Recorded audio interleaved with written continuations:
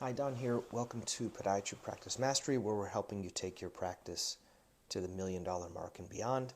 Um, and I was just thinking about this, and the way you do this isn't with having like any magic super skills. Like, I don't think anything that I talk about in this podcast is any super skill, such as like MIS surgery and things like that. I think if you can get it and do it that way, and you like to do it that way, that is a fabulous way of doing it.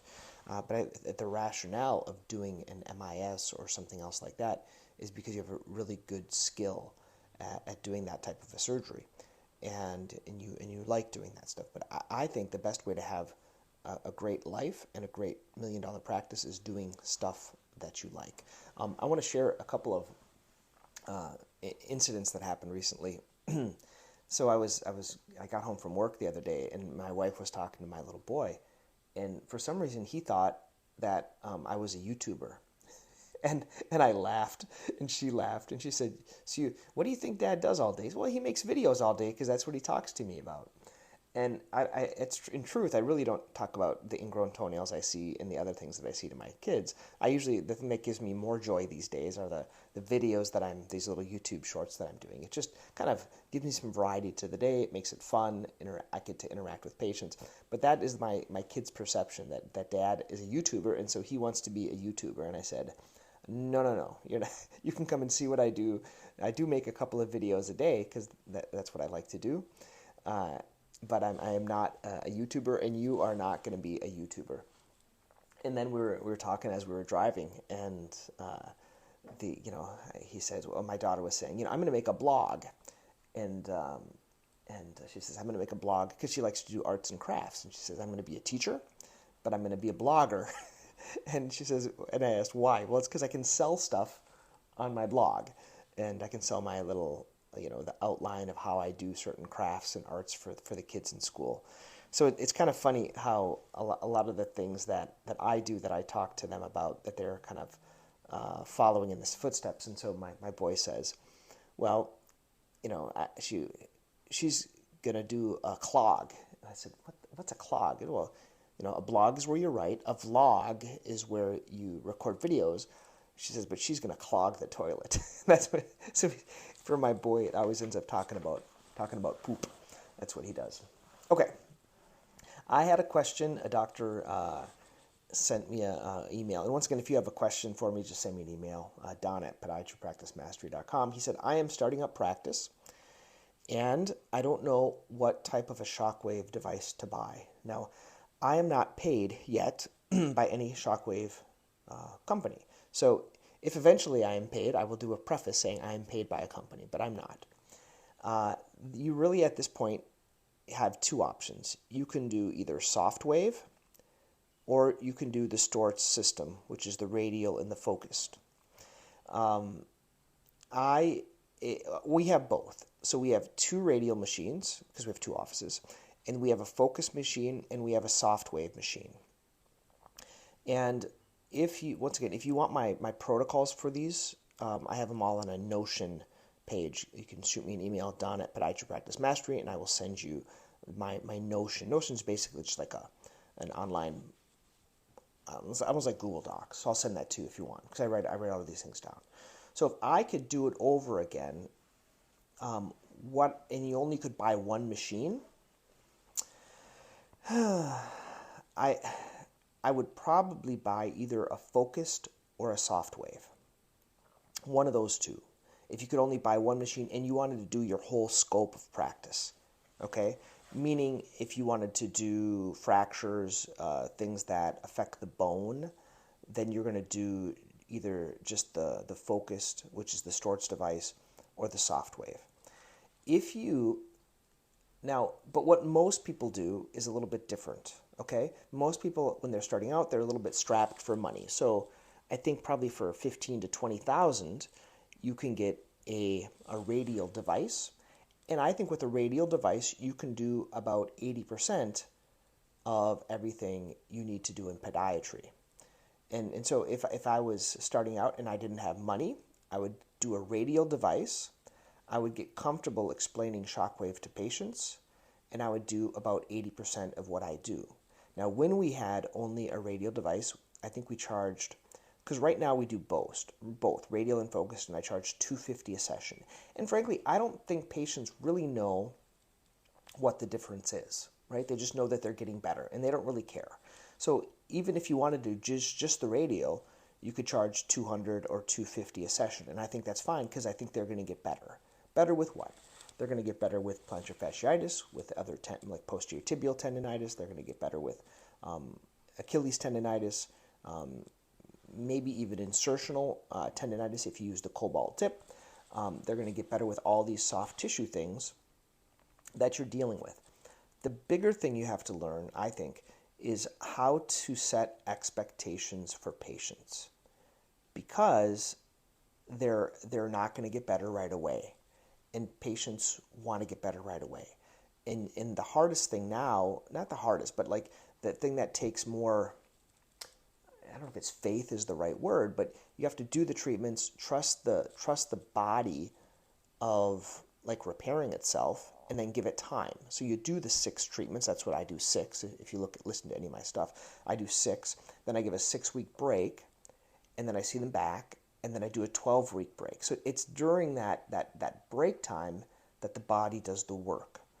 And that takes a certain finesse, because you get anxious, and if you're not confident that the technology will work, or that you have the right protocols of how to do it, then you're going to be uncertain, you're going to be not confident, and that'll pass on to the patients. So the finesse isn't so much buying the machine or doing it. Now, for all, be careful as well, because like a lot of people have come to me, he said, Doc, I bought this knockoff machine from China, and it's the same thing. Like, it's not the same thing, and it's not doing the same thing, and patients are like trying to go on Amazon and buy their own Shockwave machine. It is not the same thing. And don't buy those, because you want to get something of quality. You want to get the reps that are going to help you. They're going to help you, teach you. And if I could do it over again, so the way I learned is I just did a deep dive on all the stuff on the Stort's website. On their website, they have a place where you can watch videos, and I just watched all of them, and I just did a deep dive that way. I just did it between patients, right? And I think it was during the pandemic. But like, if you go to a course, like that's what I do every year still, and I think you can go to the course and learn a lot more, and maybe even visit someone that has it. That's probably the quickest way, because it's someone's same specialty. And I've mentioned to people before, so like if you want to come and visit me, come and visit me. I'd be happy to have you. And then you can like watch how I use Shockwave and things like that. I think that's really the best use of your time. So like you can binge watch everything, but that's going to take you hours and hours. You can go to a course, which might help a little bit, or you can actually see someone actually doing it, and I can give you hands-on, and you can touch the machine and do stuff like that. So if you don't have money, do the radial, get confident, and then buy the focused after, and then do the combo. That's what we do. We also, if you say, hey, I want to get one once and for all, I think the best workhorse machine is going to be the focused Shockwave. Now, let me explain why. Because we have both focused and unfocused, which is called SoftWave. We have both. But I think the workhorse machine is the focused, which is the Stort's device. Why? Because this thing, you can like do like millions of pulses, and you never have to rehab it. It just has less kind of moving parts that can break down. And it really, really works. I'm going to give you a couple of examples. It really, really works for like insertional Achilles tendinitis. Really, really works well. Really, really works well for fractured toes that are nonunions. Really works well. I had a patient that had just an exquisite painful navicular tuberosity. I thought it was a fracture. It wasn't. It was like a tear in the tendon there, and it was exquisite. And now she is like singing my praises, and she thought she had to have surgery. So like I did all these with the focused, radial and focused. But if you only had one, you could do it just with the focused. You just have to do it a little bit longer, okay? And so if I could only buy one, and I had money, I would buy the focused or Stort's device. Now, why do I say that? It's because I also own the SoftWave. And SoftWave is a very good one. And we bought both of them so we can, I might be singing a different tune in the future. What would be the benefit of the SoftWave, in my opinion, is that it kind of feels like the Radial because it has like that hitting feel, like the percussion, and it does have bone penetration. For podiatry, a couple of the drawbacks with the SoftWave is it has a big head. And so like a big head for like if you're doing a fourth toe, it's not as, it's just got a bigger surface area. Now it's probably fine to hit the tissue around it, but it just has a big head on it and it's not as focused. And it makes that hitting noise. And so, I'm just new to it. So maybe like after I've been using it for a lot longer, I may say, oh yeah, it's focused and the SoftWave are exactly the same. The other problem with the SoftWave, it's not really a problem. They know this, is that every like 250,000 pulses, you have to send one of the handles back. And yes, they include all these refurbishes and stuff like that, refurbishing the handle. And, it's kind of a neat thing because maybe as the technology changes, they're going to get better handles. So it might actually be better that way, right? Because they can improve the technology that way. And I also think that, like, they have a lot of resources online. They have an online, like, portal. I thought it was a little discombobulated, in my opinion. It wasn't the most organized. It was just kind of thrown together. They use Kajabi to make that site, whereas I think Storz has a little bit better of an online site, a little bit better of an online reputation. They have these conferences multiple times a year. SoftWave might have conferences as well, but not kind of as, or in terms of like getting customer support, I guess is where I'm getting at. And I think the SoftWave has made a bigger impact within the maybe like other specialties, and maybe the Storz focused has as well. But when I went to the when you're hearing about it, you see a lot of times the marketing goes towards like chiropractic and stuff like that. So those are my opinions. So once again, if you want a workhorse that's never going to break, and you want to do everything like 100%, then you're going to do the focused, in my opinion. If you are low on cash, you're going to do the Radial, okay, and you just get used to it. And then, if you only want one machine, you potentially could do the SoftWave. You just have to know the things about it. You can do just fine. You can do everything. You can do bone. You can do everything with the SoftWave as well. I think it's about the same price, maybe a little bit more than the focused.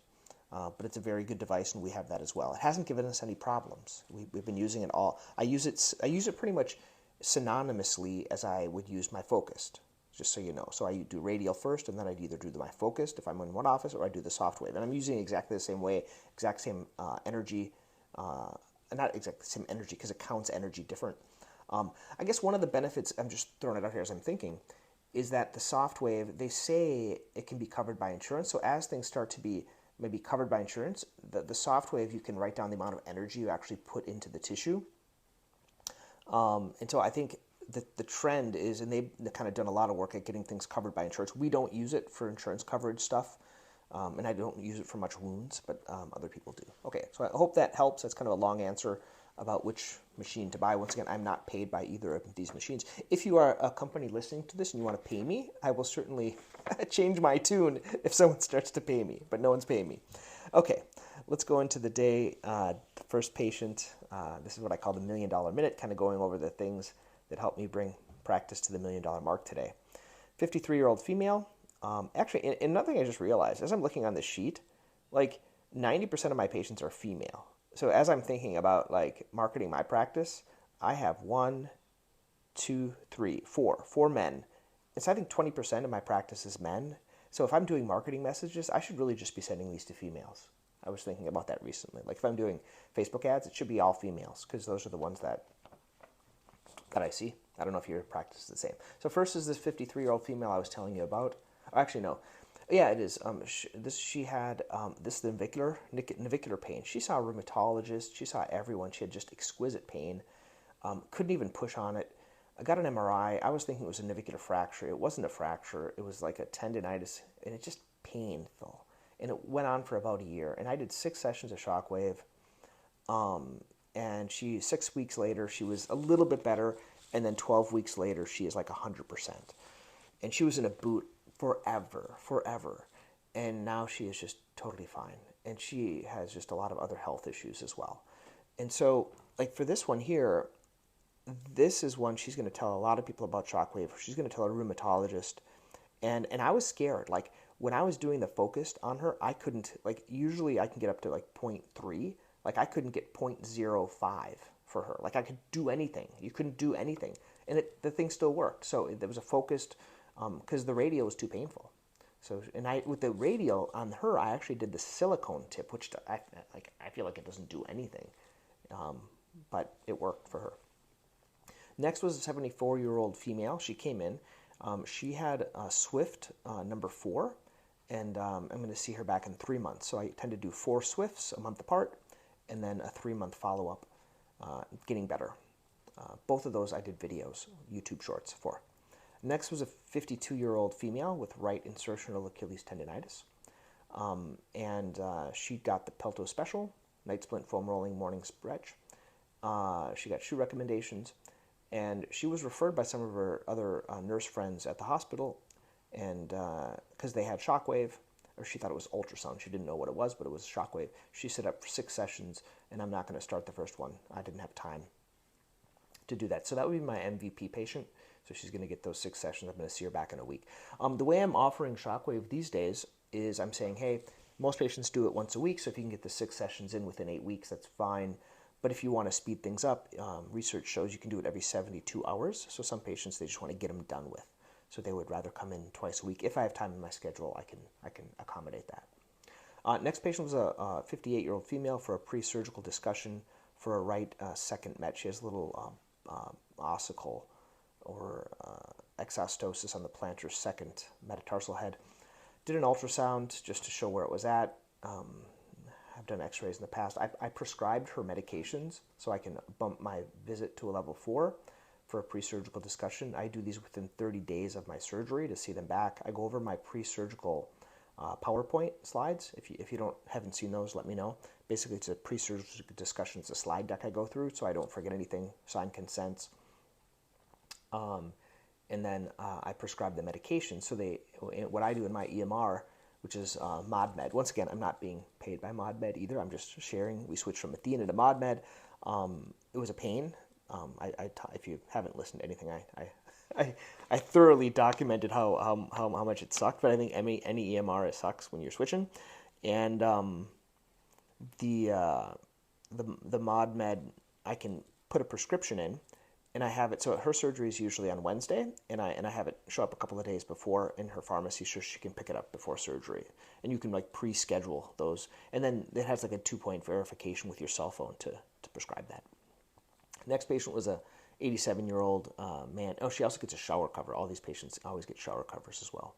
Next was an 87-year-old man. He had bilateral PVD, so I scheduled an ABI. He also had idiopathic neuropathy, I think due to alcohol. I'm going to see him back in 3 months, my nail tech for nail care, and then set up an ABI. Next was a 28-year-old female. She had a right ingrown toenail, both edges. I offered a matrix. She didn't want to do it because she is going to a music concert, and she doesn't want to be laid up in 3 weeks. I don't think it'll take 3 weeks, but just to be on the safe side. She had previously a CO2 laser matrixectomy. I would like to know if anyone still uses CO2 lasers. We don't use a CO2 laser. We don't use laser. We use sodium hydroxide, but I'd like to know if anyone still uses lasers for their matrixectomies. If you do, shoot me an email. And she was asking me, is CO2 better? Like, should I find someone that does CO2? And I said, I don't know anyone that does CO2 these days, but they might. Next was a patient, 21-year-old female. She had a right puncture wound with stepping on a rusty nail. She got antibiotics, her tetanus. She's following up because she couldn't move her toes. So I think there was some swelling. Everything kind of got bound down there, and she couldn't flex her toes. So she went to PT, and now she can flex her toes. So she's better. Next is bilateral Achilles, Shockwave number 5 out of 6. Next was a 86-year-old female with left midfoot arthritis. So she had, the metcuneiform joints. She already has orthotics, and I really just explained that if she does more activity, it's going to be more painful. I recommended either, if it's really painful, to do cortisone in there, or or doing Shockwave to help reduce the bone marrow edema. So focused only Shockwave in that area can help reduce bone marrow edema. Once again, nothing grows back cartilage, but I find that focused can help with that, with the bone. Next is a 71-year-old female for bilateral Achilles pain. She's going to do PT and follow up in 2 months. 12 weeks, sorry. So she's the 6-week follow-up after doing 6 sessions of Shockwave. So she had 6 sessions of Shockwave bilaterally. She had originally plantar fascia and Achilles pain. Now she only has Achilles. I'm going to send her to PT. I'm going to see her back in 12 weeks. So usually I do a 6-week follow-up and then a 12-week follow-up for that. Next patient is a right foot. She had an IPK. She had previously had a biopsy of it, and it came back as either a mature verruca or a callus or corn. And this is when she actually came in for Swift. So I did Swift number 1 out of 4 for that. I don't do a lot of these IPKs. I know theoretically you can, and that's what I'm trying for this patient because that's what she wants. So I'm going to do that for her. Next is a 68-year-old female for right. She has bilateral bunions. And I did my shoe talk for her. And I'm thinking about putting together a sheet on shoes. I have online resources, but I'm thinking I'm going to put like a one-page little sheet with my, because I just say the same thing all day. She got x-rays. She also had concerns about a fungus, so we actually started the fungal treatment. So she got my kit, which is the UV light, the shoe spray, biotin, and I did the prescription for her. Next was a right foot, 76-year-old female for possible gout, got x-rays. Now this is one, I was talking to another doctor, and I guess a lot of doctors don't always get x-rays on foot pain stuff. I would just encourage you, if you're not doing that many x-rays, either it's because you don't have a good x-ray machine, you don't have staff that know how to do it, or you haven't trained them. But like everything that is foot pain, they should get x-rays. And even if they deny x-rays to my staff, whenever I go in there, I always just explain you need x-rays, and they get x-rays with me. But I tend to try to get all the x-rays prior to them coming in. That was the morning, afternoon, 73-year-old female for follow-up of EPAT number 6 on plantar fasciitis, no pain. She's feeling better, so no follow-up. 45-year-old female for left hallux. Oh yeah, this is when she had an oncolytic nail to the hallux. Previously had a nail sample by derm. Didn't show fungus. I still don't think there might be fungus, but I'm not sure. So I took a nail sample again. Only that one toe. I numbed it up, did a partial nail avulsion, did the distal 3/4 of the nail where it was detached. And I put Onifix at the base. So the Onifix is to help stabilize it because it was kind of a wavy toenail. Those are one of the more challenging things. So if you have any really good ways of helping with a wavy toenail, let me know, like an oncolytic toenail. I'd love to know. Next is a left ankle after an MRI, a 21-year-old man. I had previously done an ankle injection, and he goes to a school where the athletic trainers have access to Shockwave. So I gave them the protocols for doing Shockwave on that ankle, and I'm going to also have him get a second opinion with one of my buddies for the possible scope to the ankle. Next was a 51-year-old man, bilateral warts. This is Swift number 5. So he's paying for the Swift, but then I'm doing Cantharidin without billing the insurance. This is what I do. I don't tend to double dip because I think it's real expensive. With the Swift is $250, and then the billing for the Cantharidin might be $200 as well. So I'm not doing that. I'm going to see him back in 3 months. So once I get past like Swift number 4, 5, and 6, I tend to do 3-month appointments to give the immune system more time. It kind of spreads things out a little bit more than once a month. Next was a 68-year-old female for a left exostosis between the 4th and 5th toes, those kissing corns. She bought Lems shoes in her office, and she's scheduled, or going to be scheduled, for an arthroplasty of the 5th toe. Next was a 44-year-old female for left plantar fascia and Achilles pain. She got Pelto special, so night splint foam rolling morning stretch, meloxicam. I'm going to do an ultrasound and possible Shockwave at the next visit. I'm going to see her back in 3 weeks. Next was a 34-year-old man for right first MPJ arthritis, first ray elevatus, and spurring. He's a postal worker. Talked to him about a carbon fiber inlay, talked about an orthotic, talked about shoes that don't hit there. He's referred from his wife. He's like a least valuable patient, just had really just the office visit, and he didn't even want x-rays because he had x-rays like a year ago, so he just wanted to know what was going on. So I told him, and I sent him some information so he could share it with his wife because I know she's going to ask questions. I'm just kind of joking about that, but that's how it is. I've realized this. Most of the men that show up, it's because their wives tell them to come. Because most of us, or me anyway, I would ignore things unless I was made to do something.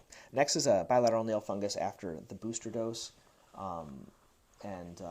These ones I should be putting in a 10-minute slot because this is a least valuable patient as well. They're better, no need for follow-up. Other thing I wanted to share, we tried the Clara. Clara has this thing where they send out online reviews to give online reviews. It seemed great, but it was too many steps because it asked them so you have a message, you have to put in your contact information because it's HIPAA secure, so you have to put in your phone number and date of birth. Then it sends you the message, asks, how do we do? We say yes, and then it asks them to a review. Too many steps. We switched back to Swell, Swell, because we went from 60 reviews per month to 6. And so we're switching back to Swell. It's a little bit more expensive than Clara, but I think our reviews are going to go up. So hope you guys found this beneficial. Talk to you tomorrow.